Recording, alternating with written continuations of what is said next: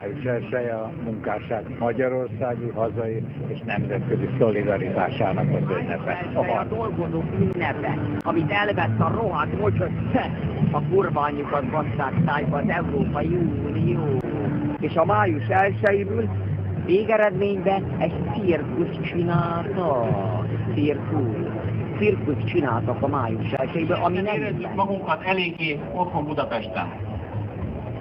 Hogyan lehetne a város élhetőbb és szerethetőbb? Érezzük magunkat, jó idő van, van sör, van írsli, vannak jó könyvek, de azért ez A gyermeke idő előtt megkeresi a neki szánt ajándékot.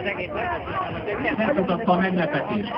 Beesett a szekrénybe, és bár csak a csagolást látta, de rögtön kiabálni kezdett, hogy jó hírem az, hogy ma megtettük az első lépést annak érdekében, hogy Budapest barátságosabb, zöldebb, zajtól, sporttól, fokozatosan minden budapesti polgárnak bevezetjük, és díjmentessé tesszük a díjmentes közösségi közlekedést.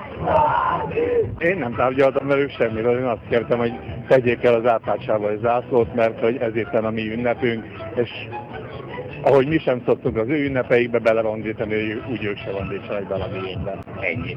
Ezt tanácsként velem javasolni. Majd folyosón megbeszéljük. Köszönöm szépen.